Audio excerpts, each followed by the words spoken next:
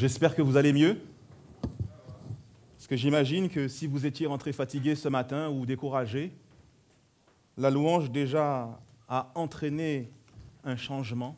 Comme nous l'avons déclaré, lorsque tu es là, l'atmosphère change. Et ce matin encore, c'est, je crois, la pensée du Seigneur de vouloir nous rappeler qu'il a davantage, qu'il a plus, qu'il veut que nous expérimentions plus au travers de sa présence. Et j'aimerais commencer avec une première lecture dans l'évangile de Jean au chapitre 4.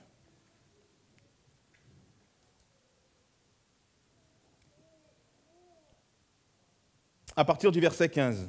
Et nous laisserons notre texte de côté. La femme lui dit, « Seigneur, donne-moi cette eau, afin que je n'aie plus soif et que je ne vienne plus puiser ici. » « Va, lui dit-il, appelle ton mari et reviens. » La femme répondit, « Je n'ai pas de mari. » Jésus lui dit, « Tu as bien fait de dire, je n'ai pas de mari, car tu as eu 5 maris, et celui que tu as maintenant n'est pas ton mari. En cela, tu as dit vrai. » « Seigneur, lui dit la femme, je vois que tu es prophète. Nos pères ont adoré sur cette montagne, et vous dites-vous que l'endroit où il faut adorer est à Jérusalem. Femme, lui dit Jésus, crois-moi, l'heure vient où ce ne sera ni sur cette montagne, ni à Jérusalem que vous adorerez le Père. Vous adorez ce que vous ne connaissez pas, nous adorons ce que nous connaissons, car le salut vient des Juifs. Mais l'heure vient, et c'est maintenant, où les vrais adorateurs adoreront le Père en esprit et en vérité, car ce sont de tels adorateurs que le Père recherche. Dieu est esprit. Il faut que ceux qui l'adorent en esprit et en vérité. La femme lui dit, « Je sais que le Messie vient, celui qu'on appelle Christ. Quand il sera venu, il nous annoncera tout. » Jésus lui dit, « Je le suis, moi qui te parle. » Alors arrivèrent ses disciples qui furent étonnés de ce qu'il parlait avec cette femme. Toutefois, aucun ne dit, « Que demandes-tu ou de quoi parles-tu » La femme laissa donc sa cruche, s'en alla dans la ville et dit aux gens, « Venez voir un homme qui m'a dit tout ce que j'ai fait. Ne serait-il pas le Christ ?» Ils sortirent de la ville et vinrent vers lui. Pendant ce temps, les disciples priaient en disant, « Rabbi, mange. » Seigneur, merci parce que ta parole est la vérité. Et nous croyons que, Seigneur, tu es cette parole qui transforme, cette parole qui accomplit ton œuvre et ta volonté dans nos vies.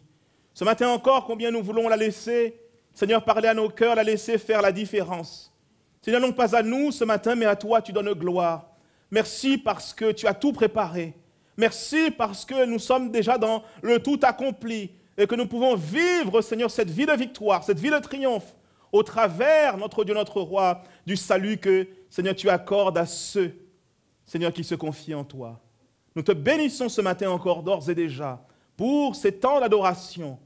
Maintenant, nous te disons simplement, parle-nous, car, Seigneur notre Dieu, nous avons soif et faim d'entendre ce que tu as à nous dire. Amen. Alléluia. J'aimerais ce matin commencer par vous poser une question qui va peut-être être drôle, bizarre ou même saugrenue. Avez-vous toujours des ailes ou avons-nous toujours des ailes?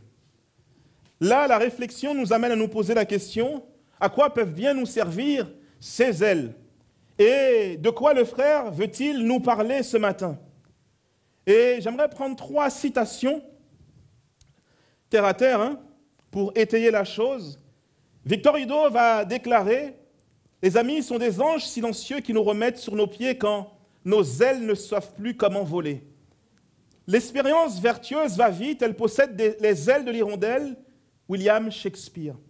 Et quelqu'un de plus proche de nous, Miranda Kerr, « Nous avons tous des ailes, mais il appartient à chacun d'entre nous d'avoir le courage de voler. » Ce matin, j'aimerais parler de quelque chose, j'aimerais dire de plus radical, parce que nous savons que toutes ces choses qui peuvent proposer ou encore provoquer ou encore donner des ailes aux hommes et aux femmes dans ce monde sont périssables et disparaissent, et que lorsque ces choses disparaissent, eh bien, il vient que notre joie vient à tarir.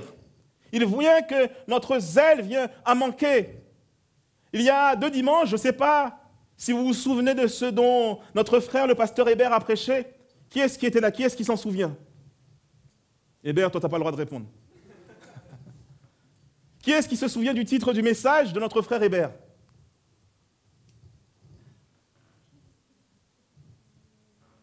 Je te rassure, Hébert, hein, c'est pour nous tous pareil. Je reviens encore un peu plus proche. Dimanche dernier, Alain a apporté encore un autre très très bon message qui... La résilience. C'est ma femme. C'est ma femme. Comme on dit, lorsqu'on n'a pas de tête, on a une femme.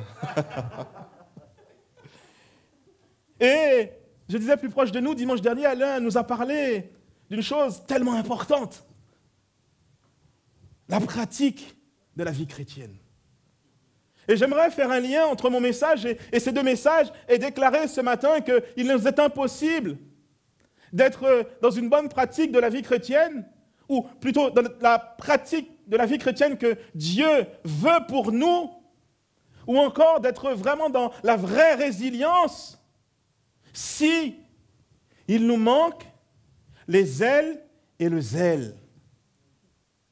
Parce qu'on peut être résilient, aigri, on peut être pratiquant,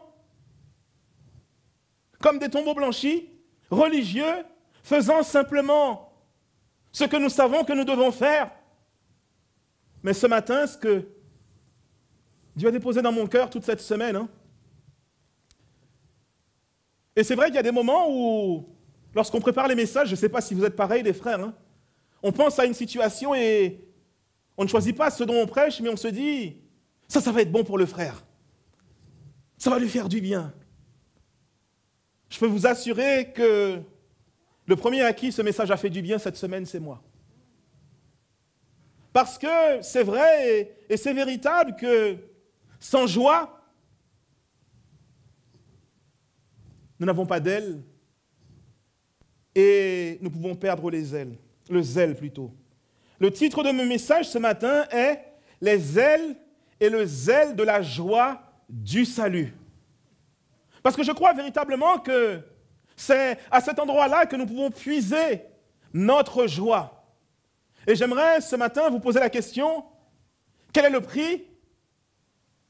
Le chant dit, nous ne saurons jamais le prix payé. C'est Jésus qui sait la hauteur, la profondeur des souffrances qu'il a subies. Mais ce matin, j'aimerais vous poser la question, quelle valeur a votre salut? Quelle valeur a votre salut?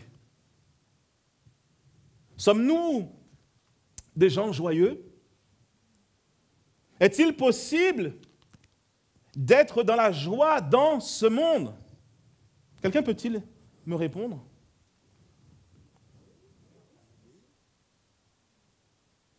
Une joie qui nous suit, une joie qui nous accompagne, une joie qui transforme nos circonstances. Je n'ai pas dit qui change nos circonstances, j'ai dit qui transforme nos circonstances, qui nous donne de vivre les choses d'une manière différente. Et vous le verrez, une joie qui nous permet d'impacter notre société.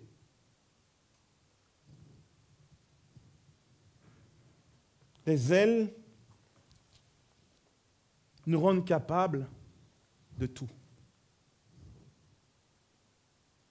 Nous n'avons, et je ne sais pas pour vous, lorsque je me suis converti, lorsque j'ai reçu ce salut gratuit, j'étais inarrêtable.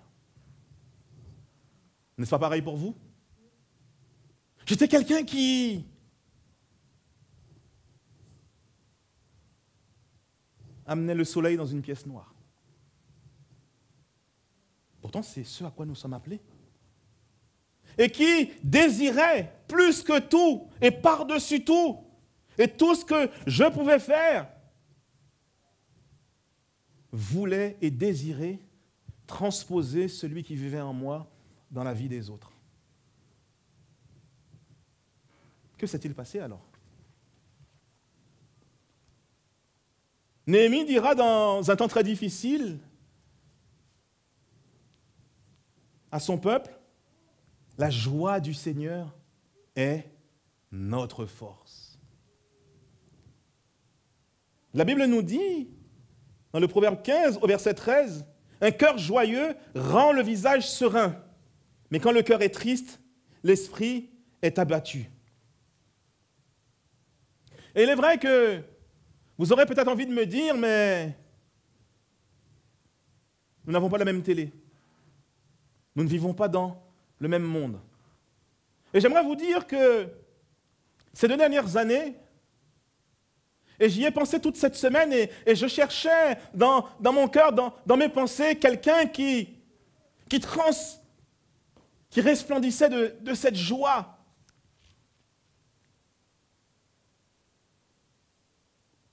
Et je me dis, Seigneur,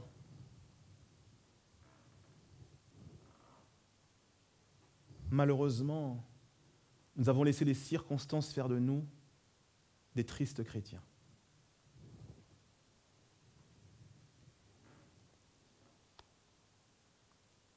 Nous avons tout, et pourtant si souvent nous paraissons ne rien avoir.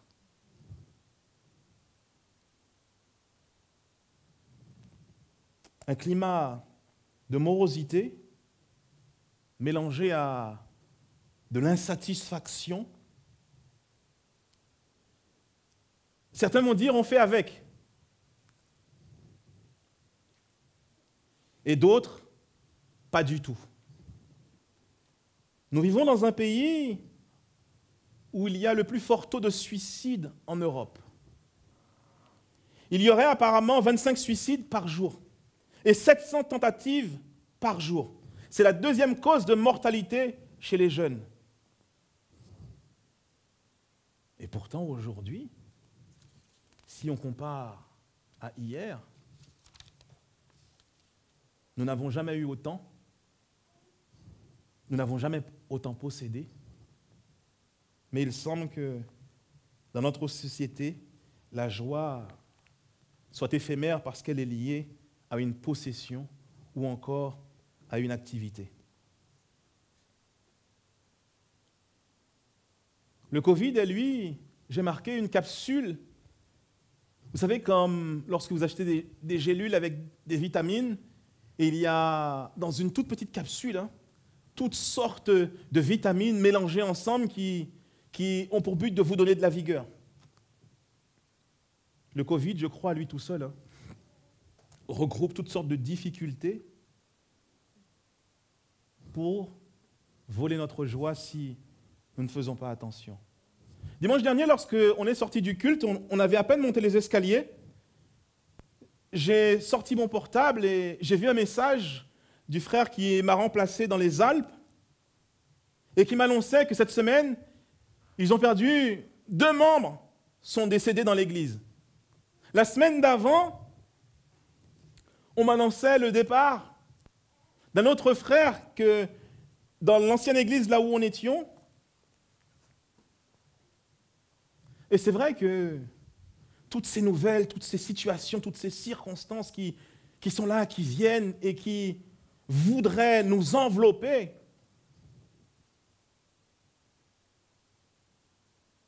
nous devons puiser notre joie au bon endroit. Lorsqu'on questionne les gens sur l'avenir, quelqu'un m'a dit, je n'y pense même pas, dernièrement. Mon premier point, j'y arrive, et je crois que c'est là l'importance pour nous de bien expérimenter, de bien vivre cette joie. Pas de joie, pas de saveur, bien au contraire. La Bible nous dit dans l'évangile de Matthieu,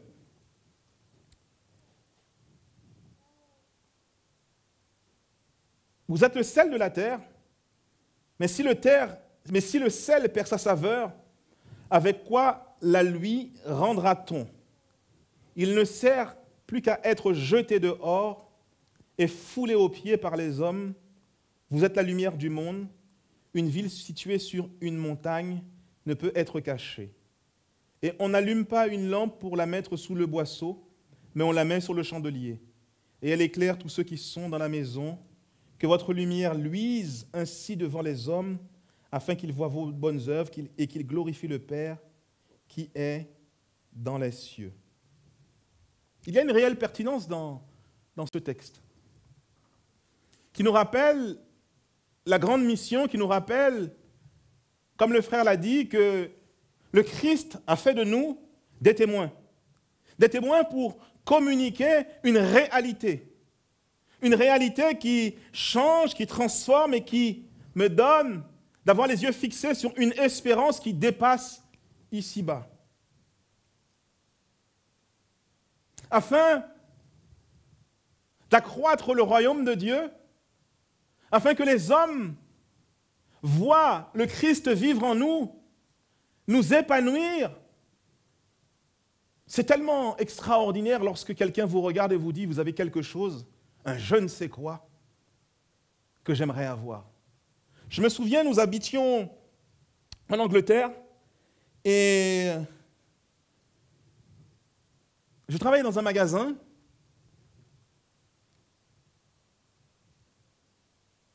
Et pour le dire, j'étais un peu la risée de toute l'équipe de managers. Parce que moi, je ne parlais pas comme eux, parce que je ne rentrais pas dans les mêmes types de conversations, parce que.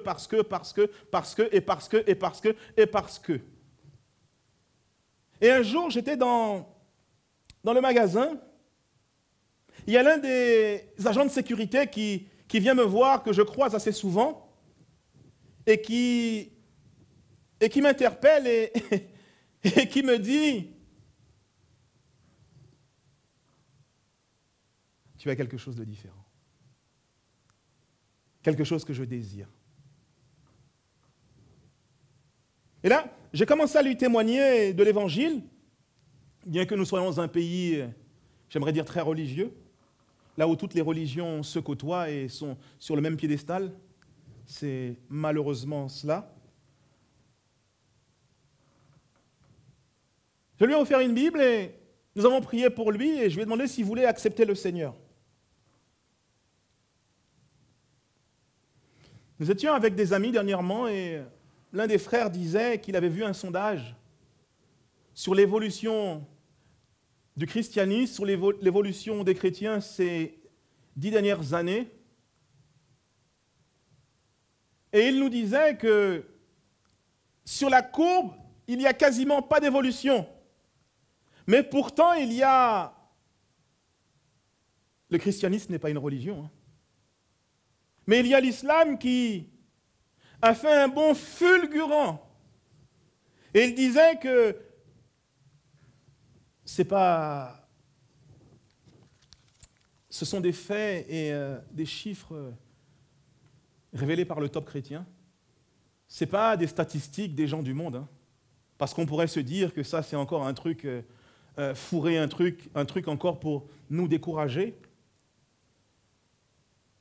Et celui qui fait les statistiques, après ses recherches, a déclaré que les églises n'ont pas grandi. Il y a juste certaines églises qui ont aspiré d'autres églises.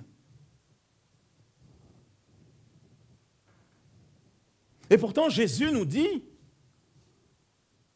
nous sommes appelés à être le sel de la terre. Et il y a même une affirmation qui dit que si le sel perd sa saveur, il est juste bon à être foulé au sol. Et à cette époque, les Juifs à qui Jésus est en train de parler, hein, ces hommes et ces femmes qui se sont convertis à l'Évangile, qui ont accepté le Seigneur Jésus, qui ont été changés, transformés par leur salut, comprennent parce que Jésus parle dans un langage qui est propre à eux. Ils savent à quoi exactement le sel peut servir. On parle de personnes qui ont quitté la culture juive, qui ont quitté la religion juive, et qui ont quitté les sacrifices pour embrasser le vrai Messie, le seul, l'unique. Et c'est vrai que la Bible nous dit, hein, lorsqu'il est question du sel, nous savons tous que le sel accompagne le goût. Y a-t-il des gens qui ont déjà mangé pour accompagner des personnes qui étaient ou sont sous cortisone? Il n'y a personne? Ma maman était malade longtemps, une excellente cuisinière, avec des saveurs vraiment très relevées, très épicées. La maladie est passée par là, et la cortisone aussi, et il nous fallait manger maintenant sans sel. Et c'est vrai qu'à chaque fois que je pense à ce passage tape dans mon cœur, je reviens toujours à cela parce que je vois combien d'un repas savoureux. Et nous mangions pour l'encourager, hein, parce qu'elle-même devait manger sans sel.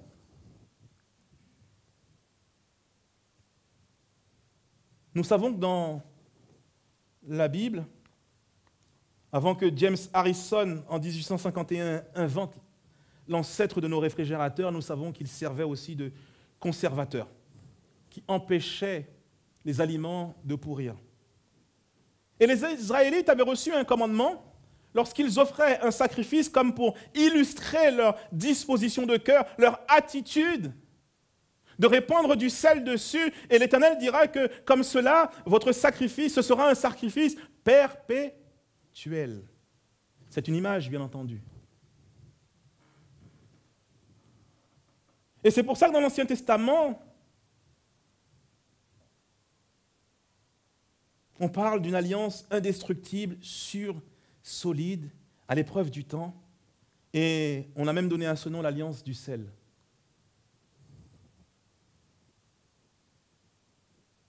Lévitique 2, verset 13, tout ce que tu présenteras comme oblation, comme sacrifice, tu le garniras de sel et tu ne mettras point ce sel.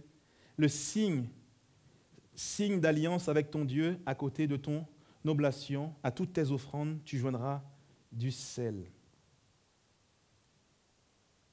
Et c'est particulier parce que, en cherchant un peu, je me suis aperçu que les racines du mot sel et les racines du mot roi, ce sont les mêmes.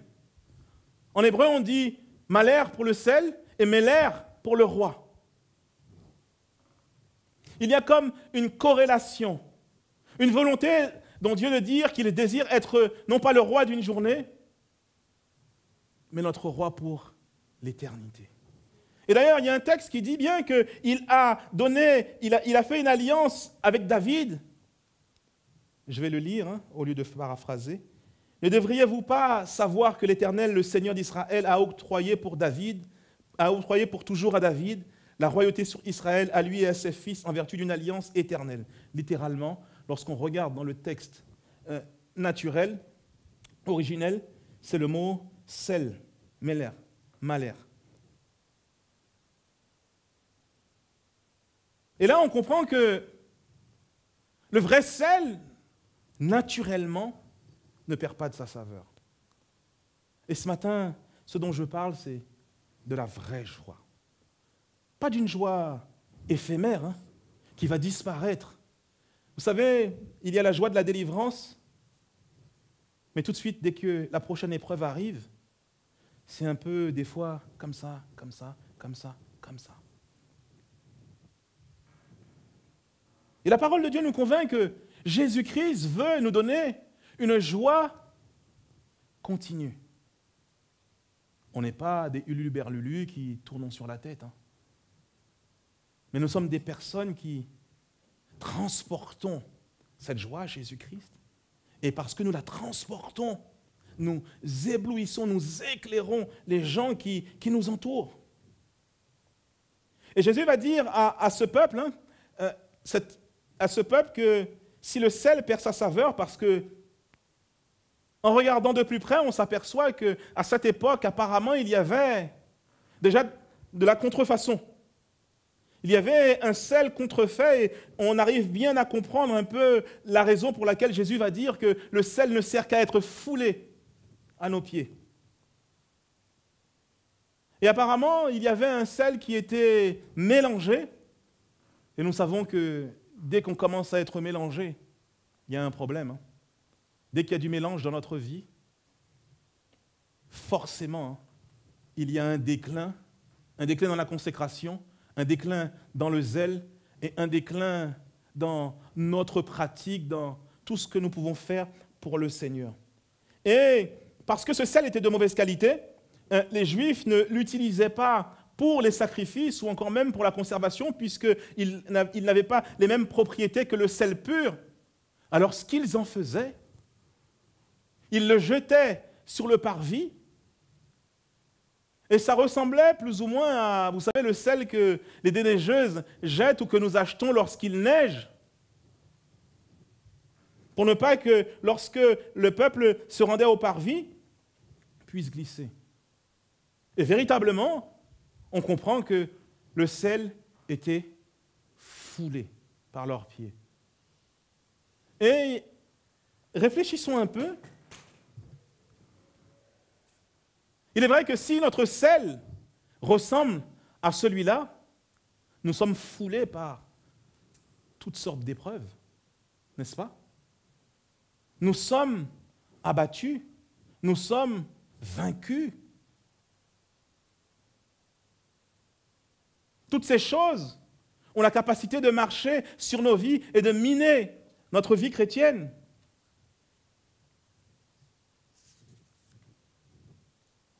Le Seigneur veut que nous ayons de la saveur, afin de la communiquer à ceux qui nous entourent. Mon deuxième point, toujours tiré de ce passage de Matthieu, pas de joie, pas d'éclat.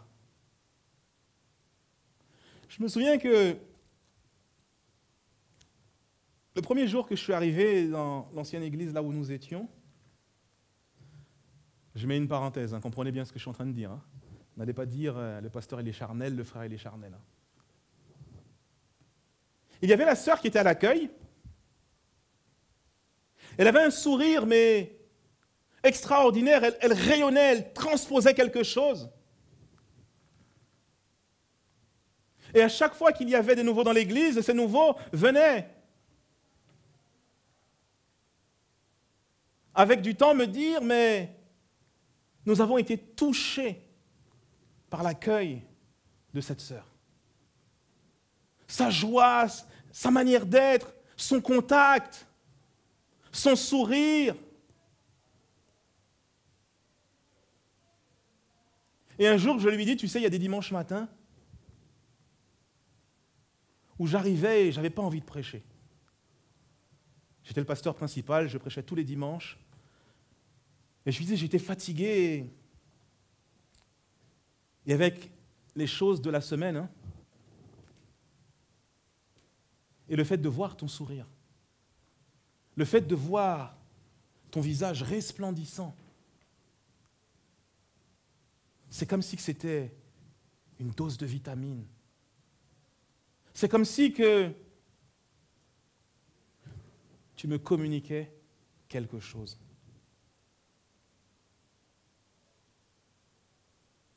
Et je crois véritablement que nous sommes appelés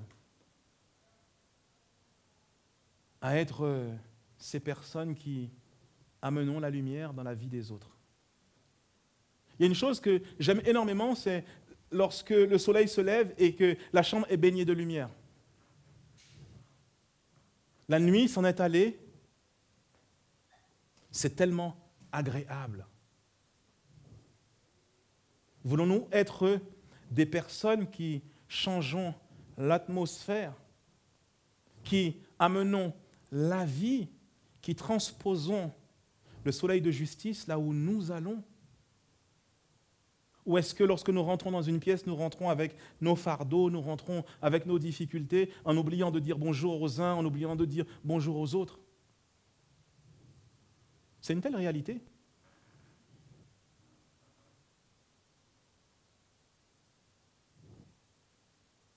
C'est une telle réalité. Mon troisième point,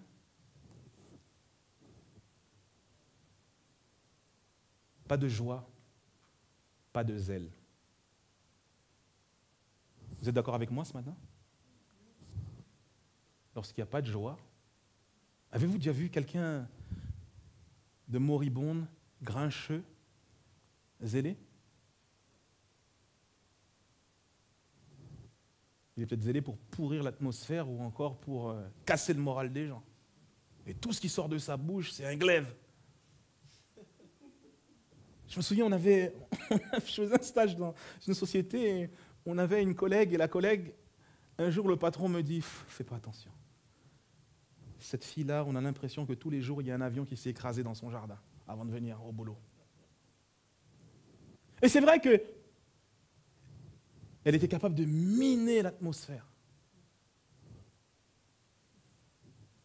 Je vais revenir à nous. Combien de fois on a fait le contraire de ce que nous devrions être? Est-ce que je parle à des gens honnêtes ce matin? Il n'y a pas de menteurs chez les chrétiens.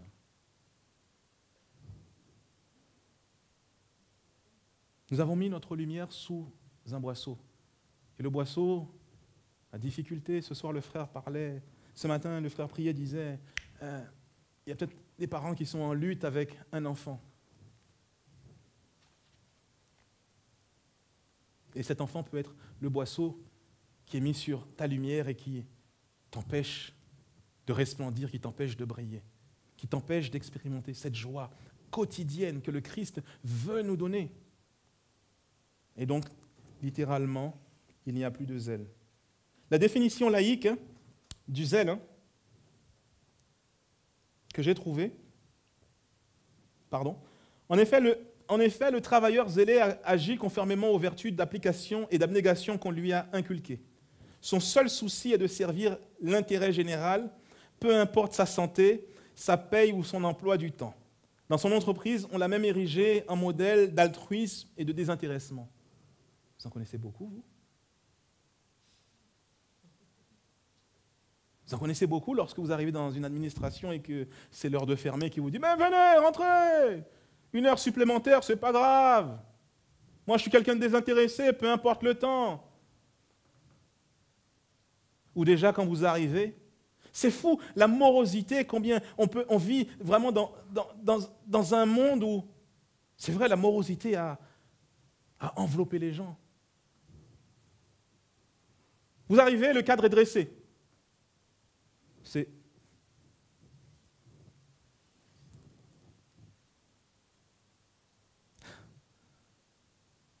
Et je rebondis. Ils ont été dans une administration avec mon grand-fils ce week-end.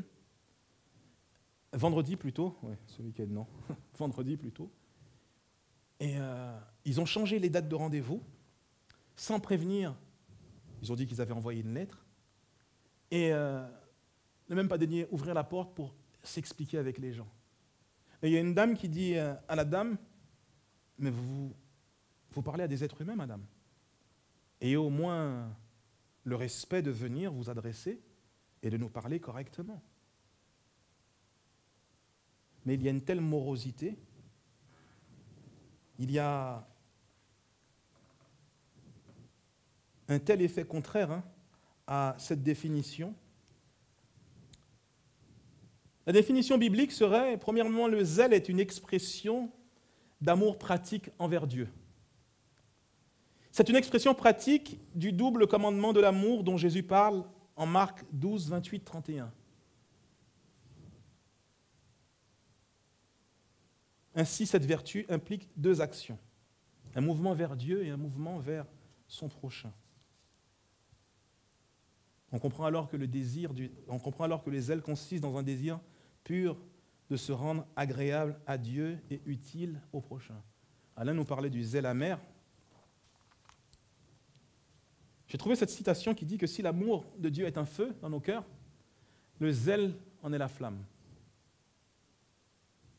Si l'amour est un soleil, le zèle en est le rayon. C'est visible. Vous savez ce que j'aime beaucoup avec les jeunes convertis? On peut tout leur demander. Il n'y a jamais rien de difficile. On va de nuit faire de l'évangélisation, il n'y a pas de problème. On va de jour faire ça, il n'y a pas de problème. Il faut venir faire il n'y a pas de problème. Parce que il y a cette joie du premier amour qui culmine dans leur cœur. et qui enlève tout obstacle. Les obstacles au zèle. Premièrement, c'est l'insensibilité, la dureté de cœur, le confort, l'individualisme, et par-dessus tout, la sécheresse spirituelle.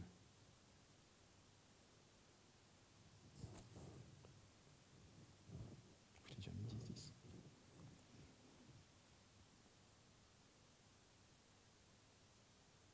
Le zèle nous amène à faire des choses qui semblent au-delà de nos forces et au-delà de notre portée, qui peut-être, certaines fois, feront que les autres vont dire « nous ne sommes pas sages ». Mais si cette direction est née de la prière et que c'est la direction que Dieu donne, je crois que mieux vaut obéir. Et pendant que je préparais ce message, il y a ce passage sur le zèle et c'est Jésus qui nous donne cet exemple, dans Jean 4 au verset 27.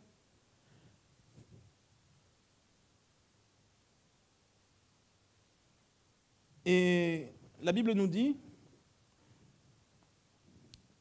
non, ça c'est, ouais, allez.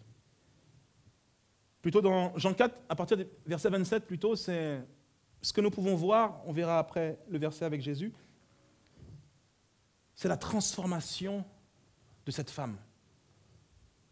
C'est une femme qui est arrivée au puits, courbée, avec son péché. Elle est arrivée au puits avec son exclusion, avec le rejet, nous disent les textes historiques, et les commentaires de la société, parce que c'est une femme qui, on pourrait dire, a une vie contraire à la loi samaritaine. Mais on voit que c'est une femme qui connaît les traditions, qui connaît les lois, et qui est, on pourrait presque dire, qui est religieuse, sans tout autant respecter toute la loi. Mais quelle transformation! Lorsqu'elle saisit qui est le Christ, on peut dire lorsqu'elle saisit le salut. C'est une femme qui vient à une certaine heure, là où elle croisera personne au puits. Moi, ce que je trouve extraordinaire, c'est le zèle que produit dans le cœur de cette femme.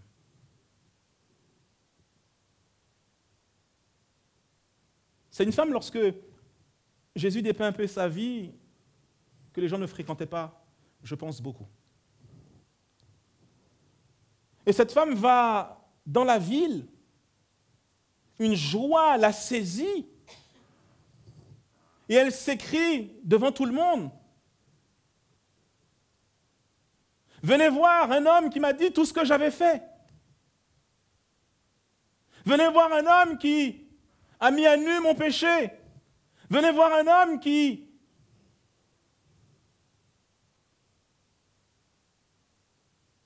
a su ce que j'étais,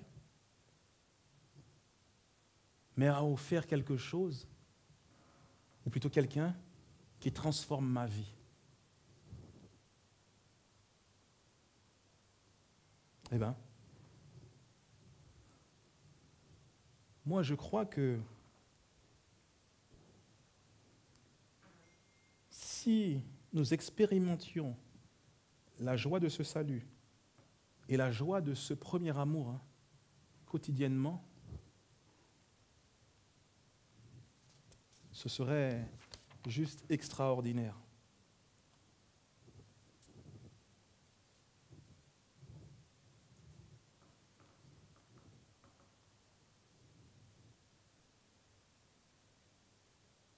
Quatrièmement, comment avoir ou retrouver cette joie et ce zèle?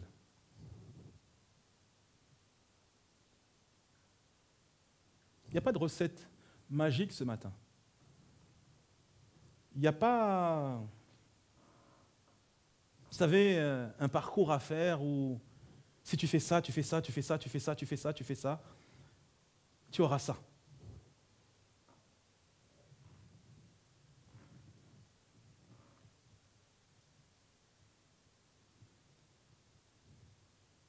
Moi, je crois qu'il y a un seul endroit où on trouve cette joie et on retrouve ce zèle. À la croix. À la croix. La croix, c'est quelque chose de lointain pour vous? La croix, c'est quelque chose de dévalué?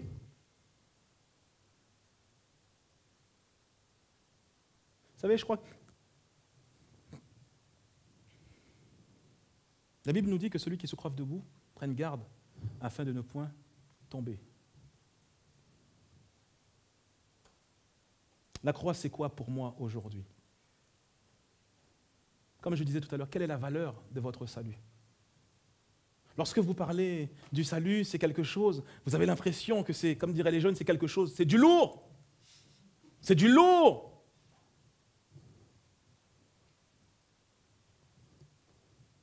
Je disais à un frère, moi je croise des gens qui sont plus occupés à me parler de leur église que de Jésus. Qui sont plus occupés à me parler mon pasteur ceci, mon pasteur cela, que de Jésus. Il faut qu'on fasse attention. Quelle est la valeur de la croix aujourd'hui pour moi? Parce que si la croix est quelque chose de lointain, ou encore quelque chose de connu ou une connaissance, vous savez, comme une chose que nous avons reçue à un moment et que nous avons mis dans un coin et que nous retrouvons, ah tiens, j'ai ça.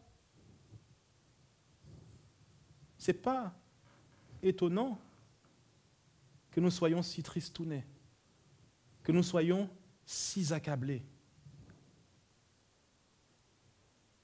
Le premier amour. Lorsque Jésus dit à Jean d'écrire à l'église d'Éphèse,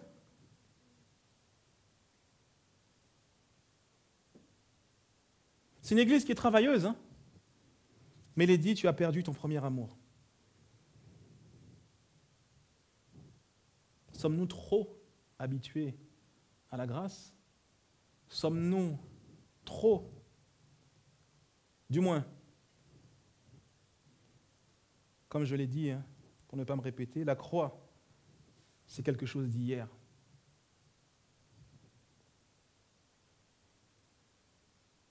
Les gens vont dire, tu parles trop de Jésus. Mais de qui je vais parler si je ne parle pas de Jésus? Non, dites-moi. De qui allons-nous parler aux gens du dehors si nous ne parlons pas de Jésus? Ce sont nos maisons qui changent la vie des gens? Nos exploits qui changent la vie des gens? Il n'y a que Jésus qui change, qui transforme la vie des gens. Je ne sais pas s'il y a quelque chose d'autre qui marche pour vous.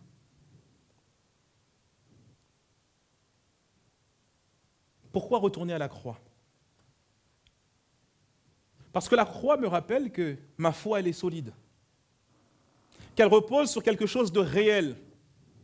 La croix me rappelle que Christ est sorti du tombeau. La croix me rappelle que je ne suis pas un luluberlulu qui prend mes rêves pour des réalités. Elle me dit, mais il est vivant. Il est vivant. L'apôtre dira, et si Christ n'est pas ressuscité, notre prédication n'a plus de contenu et notre foi est sans objet.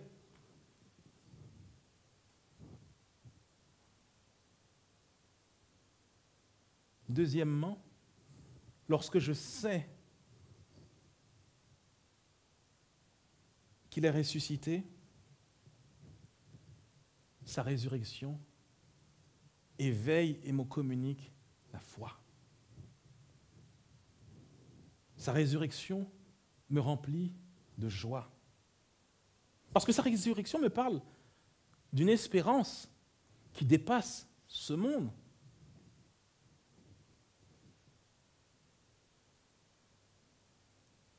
Quatrièmement, la croix et la résurrection me rappellent où est ma source de délivrance. Je ne crains plus les puissances du mal parce que Christ les a ressuscités. Christ les a vaincus. Le ressuscité les a vaincus. Alors lorsque les épreuves viennent, lorsqu'on me dit ceci, ceci et cela, face à toutes ces choses, je choisis de placer Christ en face. Et voyez-vous, si Christ a plus de valeur que ces choses ne nous affecteront moins. Normalement, elles ne nous affecteront moins.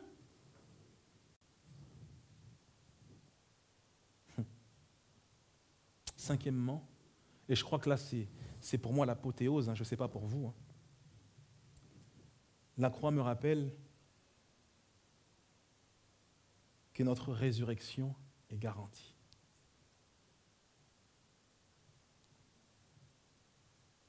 Vous savez, plus on prend de l'âge, et je crois plus pour nous chrétiens, on attend ce corps glorifié que Jésus nous a promis. Pas vous? Vous aimez avoir mal au dos, vous aimez avoir mal aux pieds, vous aimez être essoufflé. Seigneur, reviens vite. Non, il y a encore trop d'inconvertis. Seigneur, on ne sait plus quoi penser. On ne peut pas dire Seigneur, reviens vite parce qu'il y a trop d'inconvertis, mais à la fois on dit Seigneur, reviens vite parce que je suis fatigué. Et je crois que si, pour conclure, nous expérimentons cette joie que nous puisons dans cette réalité de notre salut,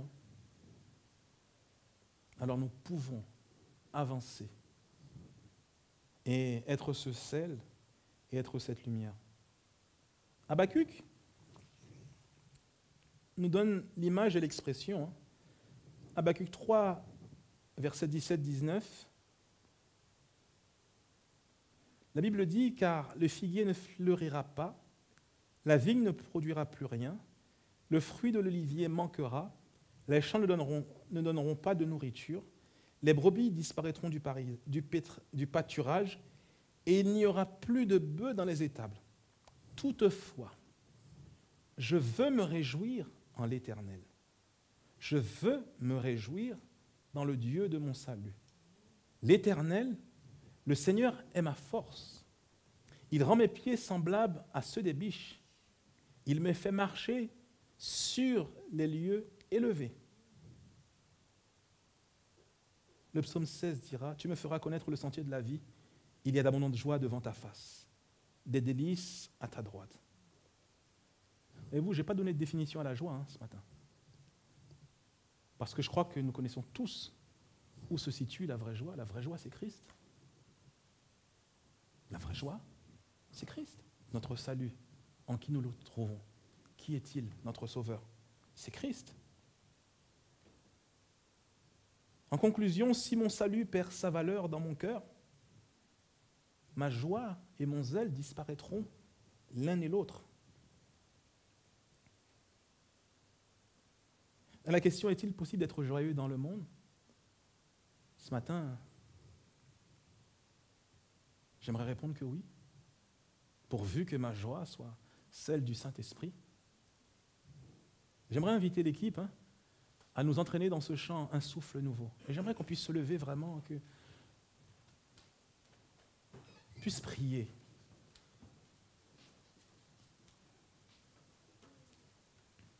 Lorsque le Saint-Esprit est là, normalement tout peut arriver.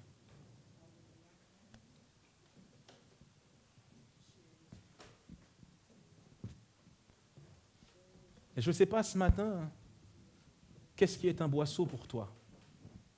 Je ne sais pas ce matin, qu'est-ce qui cause du mélange dans ta vie et qui fait peut-être que le sel a perdu sa saveur et que la lumière ne brille pas. Mais je suis sûr d'une chose, c'est que si Dieu a déposé cette pensée dans mon cœur, c'est que ce matin encore, il est le Dieu du renouvellement. Il est le Dieu de l'impossibilité. Il est celui qui vient et qui nous touche. Il est celui qui rend toutes choses possibles. Celui qui dit, je suis sur le point de faire une chose nouvelle. Ne la connaîtrons-nous pas ce matin? Désirez-vous crier à Dieu ce matin et lui dire, Seigneur, j'ai besoin de toi. J'ai besoin que tu viennes remplir ma vie de ta joie. J'ai besoin que le fruit de l'Esprit soit mon partage. J'ai besoin de vivre et de traverser cette génération en reflétant celui que tu es. Ce matin, c'est vrai que nous sommes convaincus de la réalité de ta vie. Ce matin encore, combien nous voulons dire, oui, nous croyons. Nous croyons ce matin que tu es là. Nous croyons que ce matin, Seigneur, tu poses ta main. Nous croyons ce matin que tu fais une œuvre spirituelle. Nous croyons ce matin que le Saint-Esprit, Seigneur, touche nos vies. Nous croyons ce matin encore que, Seigneur, tu es fidèle à ta parole. Nous croyons ce matin que, Seigneur, tu fais une œuvre de délivrance. Alors, ô combien, oui, nous voulons dire que tu es le Père de toute bonté. Ô combien nous voulons, Seigneur, ce matin encore proclamer qu'il n'y en a point de semblable à toi. Nous sommes convaincus que c'est dans ta présence que nous trouvons la vie. Dans ta lumière, nous sommes éclairés, notre Dieu. Alors ce matin, simplement encore, dans ces moments, dans ces instants, devant nous, nous voulons pleinement, Seigneur, nous dévêtir, nous dévoiler, te dire, Seigneur, tu connais toutes choses. Comme Pierre dira, Seigneur, tu connais toutes choses. Tu vois, ce qui peut-être avait vaincu notre joie, ce qui, Seigneur, avait altéré notre zèle, ce qui, Seigneur, notre Dieu, notre roi, avait dévalué notre salut, ce qui a de part de mélange dans nos vies. Ce matin, nous revenons à la croix, le lieu où tout a commencé, ce lieu de délivrance, ce lieu de salut. Et nous venons te dire tout simplement, fais ton œuvre dans nos cœurs. Agis selon ta coutume. Agis selon ta coutume. Agis avec bonté envers ton peuple ce matin. Rafraîchis ton peuple ce matin. Seigneur, viens. Souffle dans nos flammes. Souffle sur nos braises, Seigneur. Souffle dans nos voiles, notre Dieu. Nous voulons être ce sel, nous voulons être cette lumière. Oh Jésus, nous avons besoin de toi. Oui, nous chantons, nous avons soif de ta présence.